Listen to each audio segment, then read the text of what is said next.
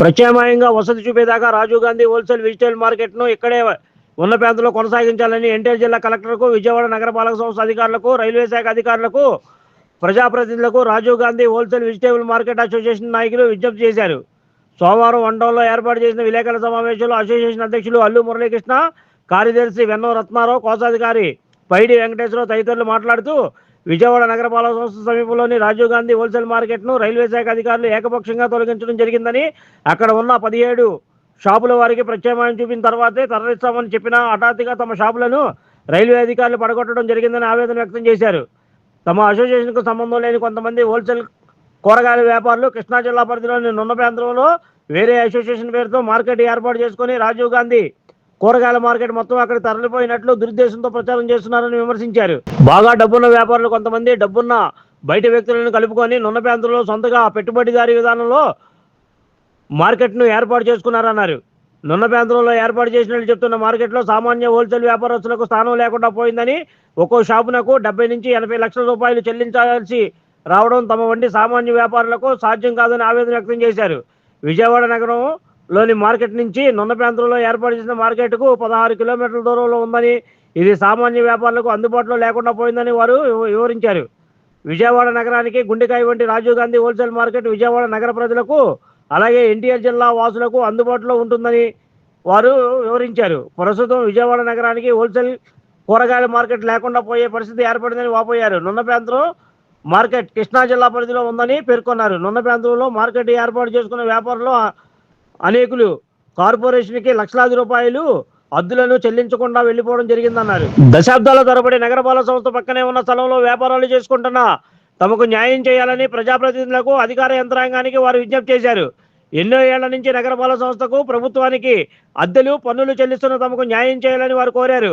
తమ 17 మంది వ్యాపారులకు సంబంధించి విజయవాడ నగరపాలక సంస్థ వారు RCN 1-1206-21/2023 ద్వారా ఇచ్చిన ఎండార్స్మెంట్ ప్రకారం అధికారులు 17 మంది వ్యాపారులకు కేటాయిస్తామని ప్రతిపాదించిన విద్యాధరపురం RC నంబర్ 132/B వద్ద ప్రతిపాదించిన 19-15.17 చదరపు గజాల ప్రత్యామ్నాయ స్థలాన్ని వెంటనే అభివృద్ధి చేసి తమకు కేటాయించాలని వారు కోరారు.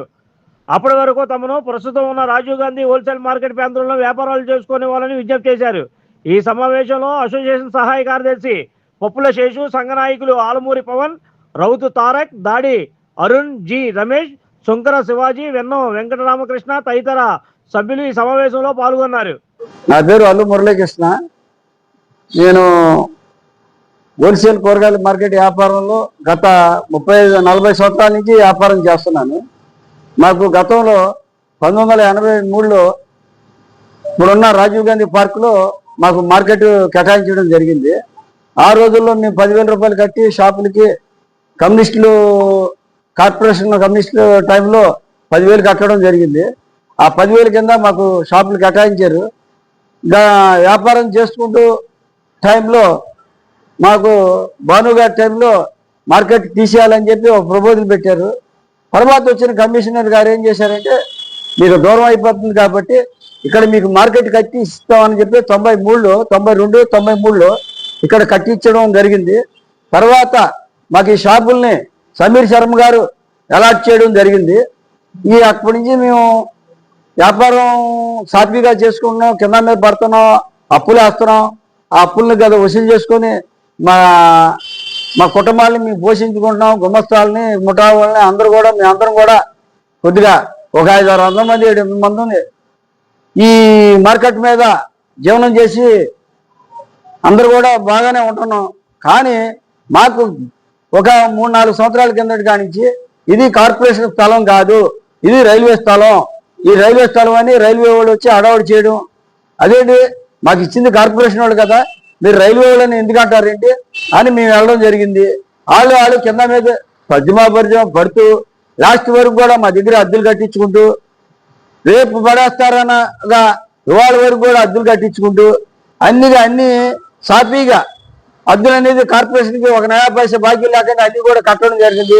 వృత్తి పని కానీ ఇంకోటి కానీ ఏమైనా కానీ చెస్ కానీ వ్యవసాయ మార్కెట్ సంబంధించిన అన్ని కూడా కట్టడం జరిగింది. వచ్చేటప్పటికి మాలో కొంతమంది ఈ రైల్వే వాళ్ళతో కొద్దిగా ఇబ్బందిగా ఉందని చెప్పి ఎక్కడ నున్నకి అవతల పక్కన సొంతంగా మార్కెట్ తీసుకొని కట్టించుకోవడం జరిగింది కొంతమంది.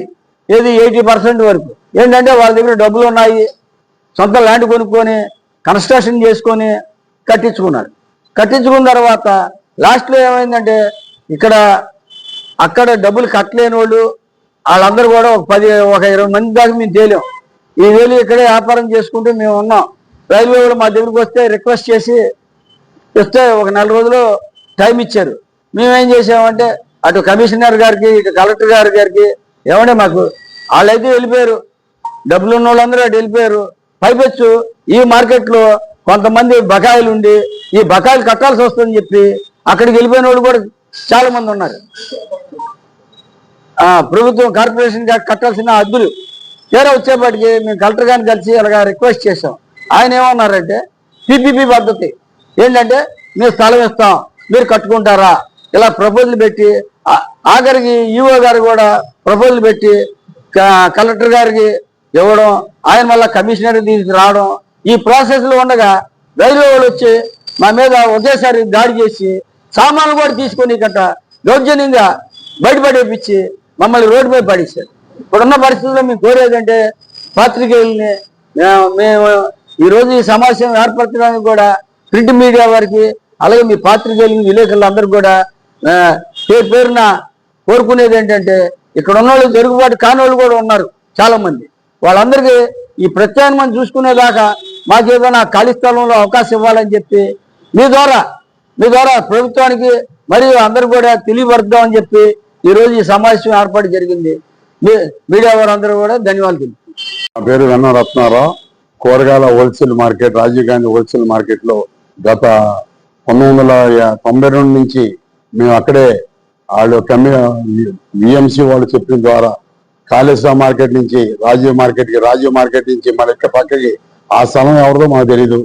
వాళ్ళు చెప్పిన ప్రకారంగా మాకు షాపులు కట్టించాం, ఏర్పాటు చేసామంటే ఆ షాపుల్లోకే మేము వెళ్ళిపోయాము, వాళ్ళని ఏమి అనుకోకుండా చేయకుండా. ఈ రోజు వరకు కూడా 38 సంవత్సరాల నుంచి 34 సంవత్సరాల నుంచి కూడా వాళ్ళకి అద్దులు గిద్దులు ఏమైనా వృత్తి పనులు కానీ ఇంకోటి కానీ అన్ని వాళ్ళకి మీరు చెప్పిన ప్రకారంగా అన్ని మేము జిఎస్టీ కానీ మన ఇది వ్యవసాయ మార్కెటింగ్ వాళ్ళకి కానీ అందరికీ మేము వాళ్ళు చెప్పిన ప్రకారంగా మేము అన్ని ఫాలో అవుతూ చేస్తూ ఉన్నాం.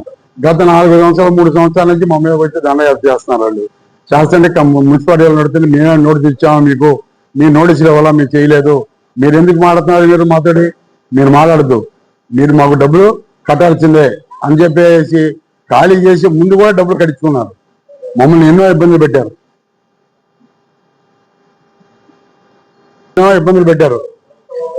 ఎంతసేపటికి మేము మిమ్మల్ని ఏమైనా ఒత్తిడి చేసి చేతి మేము పంపించేయమని చేయమంటే అప్పుడు చెప్పండి. ఇక్కడ వీళ్ళు ఏం చేశారు, ఈ ధనికులు 45 మంది 50 మంది వీళ్ళు ఏం చేశారు, వాళ్ళు డబ్బులు పెట్టి కట్టించుకొని చేసుకొని ఫస్ట్ 10 లక్షల రూపాయలు అవుతుందని కొట్టికి మళ్ళీ 10 లక్షలు కట్టిన తర్వాత మళ్ళీ 20 లక్షలని 20 లక్షల తర్వాత 30 లక్షలని అక్కడ ఏది ఒక రియల్ ఎస్టేట్ వ్యాపారం లాగా చేసి అది 80 లక్షలు 75 లక్షల దాకా వేశారు. ఈ కొంతమంది ఇక భయపడిపోయి 20 మంది 18 మంది మేము కట్టలేక మేము ఆగిపోయాం. నెంబర్లో చాలా ఏది వీళ్ళ మాటలకి వీళ్ళ పద్ధతులకి వీళ్ళ విధానాలకి నచ్చల. ఈ రోజు కూడా వాళ్ళకి సరిగా లేదు. వెళ్ళిపోయినందుకు మేమే కాదంట్లా, వాళ్ళని వెళ్ళిపోయినందుకు మేము చేసినందుకు మేమే బాధపడుతున్నాం. వాళ్ళు వెళుతూ లెటర్ రాయిచ్చి మార్కెట్ కొట్టేయండి అంటే వాళ్ళకి ఏం సంబంధం అండి? విఎంసీ వాళ్ళు ఉన్నారు, కమిషనర్ ఉన్నారు, వాళ్ళు మేము అడిగాం, రిక్వెస్ట్ చేసాం. ఏంటంటే అది రైల్వే వ్యవస్థ అంటే మేము మమ్మల్ని చేయమంటారు. అదేంటంటే 38 సంవత్సరాలు మీరే గడిచుకున్నారు కదా, ఇంట్లో వాళ్ళు గడించుకోలేదు కదా, మీరు గడుచుకున్నప్పుడు మీకు దాని మీద ఇది లేదా, అడగాల్సిన బాధ్యత లేదా అని అంటే లేదండి అది రైల్వే వాళ్ళదండి అని చెప్పేసి వీళ్ళు కూడా వదిలేశారు. తర్వాత మనం రిక్వెస్ట్ చేసి అడిగి చేసి అంటే మాకు తర్వాత వాళ్ళు మన ఈఓ గారు ఎస్టేట్ ఆఫీసర్ గారు మాకు పలానా స్థలం అని చెప్పి చేశారు. దానికి సంబంధించిన లెటర్ ఇది. ఈఓ గారు ఎస్టేట్ ఆఫీసరు కమిషనర్ గారు కూడా వాళ్ళని కొంచెం సిపి గారిని టౌన్ ప్లానింగ్ ఆఫీసర్ని వీళ్ళని మీరు కొంచెం అలర్ట్ అయ్యి వాళ్ళకి అర్జెంట్గా ఏర్పాటు చేసే మార్గం చేయండి చంద్రని కమిషనర్ గారు అన్నారు. కలెక్టర్ గారి దగ్గరికి వెళ్తే కలెక్టర్ గారు అలాగే బాగానే స్పందించారు. బాగానే మాకు ఇది వీళ్ళకి మున్సిపల్ కమిషనర్ గారు చెప్పడం, ఎస్టేట్ ఆఫీసర్ చెప్పడం, వాళ్ళు కూడా మాకు బాగానే సాయం చేశారు. వాళ్ళు వెళ్ళిపోతూ మమ్మల్ని ఎన్నో ఇప్పటికి కూడా మాకు ఉంటే 17-16 మంది కొట్లు ఉంటే అక్కడ వ్యాపారం సాగట్లేదు మాకు, వాళ్ళు కూడా ఇక్కడికి వచ్చేస్తే బాగుంటుంది, లేకపోతే లేదంటే వాళ్ళు అక్కడ వ్యాపారం చేస్తేనే మాకు ఇక్కడ వ్యాపారం లేదు, మేము అంత కొన్ని కోట్లు ఖర్చు పెట్టుకున్నాం, మీరు వాళ్ళు అర్జెంట్గా తీసేయండి చెందండి అని చెప్పేసి వాళ్ళని ఇష్టం వచ్చినట్టుగా చెప్పేసరికి వీళ్ళు రైల్వే వాళ్ళు ఎప్పుడు అనస్పేటకి వచ్చేసి మొత్తం కూర్చేశారు. వెళ్ళినటువంటి వాళ్ళు ఈ రోజు వరకు కూడా మేము ఇక్కడ 17 మంది ఉన్న సభ్యులం అన్ని ఏ ఒక్క గవర్నమెంట్కి బకాయి లేకోకుండా మేము అందరూ అన్ని A to Z కట్టేసి కొన్నవాళ్ళం మేము 17 మంది. వాళ్ళు వెళ్ళినటువంటి వాళ్ళు ఎక్కువ మంది కూడా లక్షల బాకీలు పెట్టేసి రెంట్ల గింట్లు చెల్లించుకోకుండా చేయకోకుండా వెళ్ళిపోయిన వాళ్ళు గవర్నమెంట్కి బకాయిలు పడి వెళ్ళిపోయిన వాళ్ళు వాళ్ళే అర్జెంటుగా కొట్టండి మీరు కొట్టేయాలి ఆ రైల్వే మీద ఒత్తిడి చేశారు. మాకు మీరు కింద పోసుకొని 2 రోజుల నుంచి ఆ ఎదర ఆ శిథిలాల పక్కన కొంచెం 2 బస్తాలు తలకో 2 బస్తాలు ఏదో ఒక 10 మందో 8 మందో కూరగాయలు అమ్ముకుంటుంటా ఉండగా కాళేశ్వర మార్కెట్ వాళ్ళు వచ్చేసి మా మీద దౌర్జన్యం, మీరు ఇక్కడ అమ్మడానికి వీలేదు చేయడానికి వీలేదు, మీకేం సంబంధం ఇదేదని. అసలు మీరెవరే మాకు తప్పు కదా, మీరే చెప్తా అనకూడదు, ఇది మీ దగ్గరికి వచ్చి మేము అమ్ముతున్నామా? మా ఏరియాలో మేము మా రైతులు మాకు సరుకు పంపిస్తారండి, సరుకు పంపించినా మేము అమ్మాలా వద్దా? మాకు ఇప్పుడు అప్పుడే అయిపోలేదుగా, మాకు ఎప్పటి నుంచో మేము 40-45 సంవత్సరాల నుంచి వ్యాపారస్తులు మేము. ఆ వ్యాపారస్తులకు మాకు రైతులు మాకు టచింగ్ ఉండదు కదా, మాకు ఇది ఉండదు కదా, వాళ్ళు పంపించిన సరుకు మేము అమ్ముకోవాలనుకుందా అంటే అంత కాదు మీరు అమ్మడానికి వీలే అని చెప్పేసి వాళ్ళు మా మీద దౌర్జన్యాలు. ఇది చాలా ఇబ్బందిగా ఉంది చేసిందండి. గవర్నమెంట్ మమ్మల్ని ఆదరించి వెంటనే మాకు సదుపాయం చేసి మార్కెట్ సదుపాయం చేయగలరని మేము ప్రార్థిస్తున్నాం. పేరు పైడి వెంకటేశ్వరరావు, మా నాన్నగారి పేరు పైడి దుర్గారావు గారండి. గత 50 సంవత్సరాల నుండి ఆయన హోల్సేల్ రిటైల్ మార్కెట్లో రాజీవ్ గాంధీ హోల్సేల్ రిటైల్ మార్కెట్లో వ్యాపారం కొనసాగిస్తూ వారితో పాటు నేను కూడా 25 సంవత్సరాల నుండి వారితో కలుస్తున్నాం. 2023 కాలం చేయడం వల్ల ఆర్థిక ఇబ్బందులు గురై ఉండి ఈ పక్షంలో మున్సిపాలిటీ అధికారులు అద్దెలు కట్టలేదని చెప్పి సీల్ వేయడం జరిగింది. మేము కొన్ని బంగారం తాకట్టు పెట్టి ఇడిపించో లేకపోతే తప్పు చేసేదో కట్టి ఇడిపించుకున్నా కూడా మా మీద కక్షపూరితంగా చెప్దామా కొంతమంది ధనికులు నున్న హోల్సేల్ రిటైల్ మార్కెట్ లో తరలిపోయిన వాళ్ళు, అది కృష్ణా జిల్లాకి తరలిపోయి వెళ్ళిపోయిన నున్న దుర్గా మల్లేశ్వర రిటైల్ మార్కెట్ అని వాళ్ళు ప్రచారం చేసుకుంటూ ఈ Rajiv Gandhi wholesale retail market ఎటు వెళ్ళలేదండి.